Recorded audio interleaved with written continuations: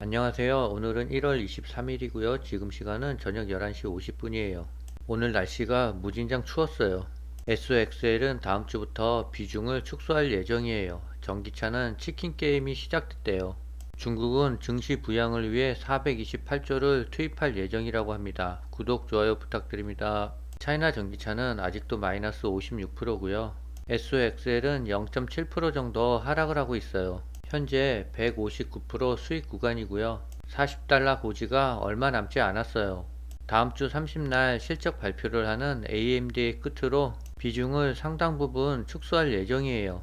비중 축소 후 재진입 구간을 기다려 보려고요.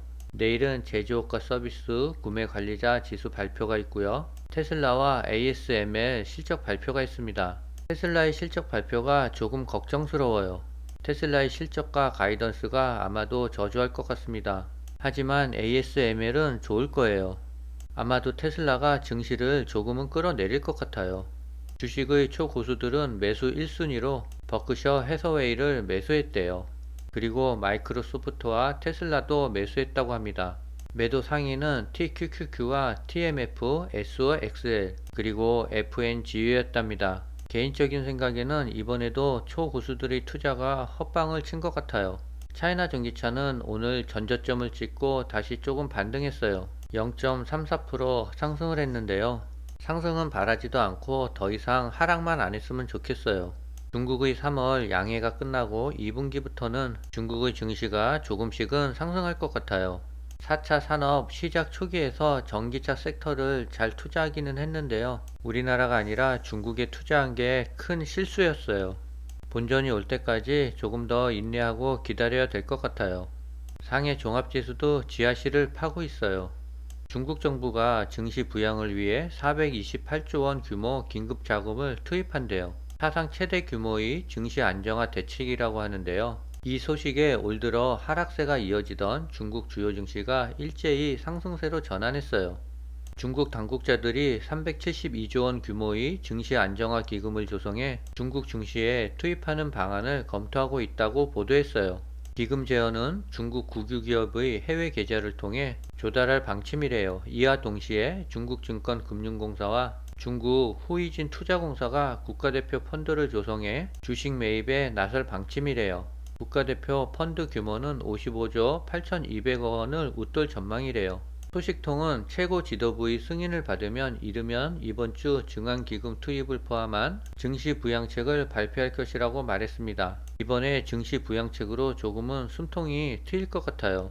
미국 국방부가 중국 CATL 및 비아디의 배터리를 구매하지 못하게 만드는 법안이 지난 연말 통과된 것으로 뒤늦게 밝혀졌대요.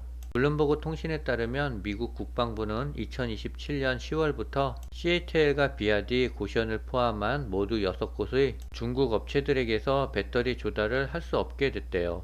배터리 업계가 내후 외환에 직면했대요. 전기차 성장률 둔화에 더해 중국 정부의 핵심 광물 수출 통제까지 겹쳐 새해엔 호실적을 장담하기 어려운 상황이래요. 올해 들어 실적 하락 전망이 잇따르며 상장된 배터리 기업 주가는 뚝뚝 떨어지고 있대요.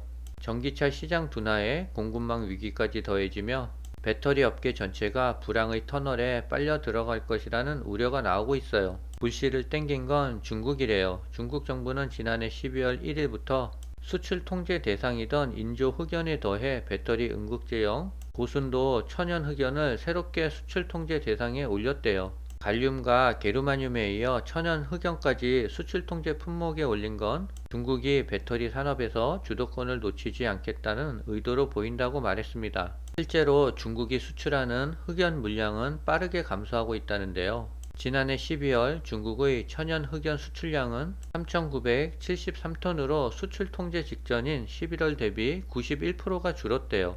글로벌 리튬 가격 또한 많이 하락했어요. 수익성 악화를 피하기 힘든 배터리 기업은 생산시설 확충보다 차세대 기술력 확보에 주력을 하고 있대요. 특히 중국이 주도하는 LFP 배터리 제조 기술 확보에 주력하고 있다는데요. 벤츠는 최근 2025년 출시하는 전기차에 LFP 배터리를 탑재하겠다라고 선언했어요.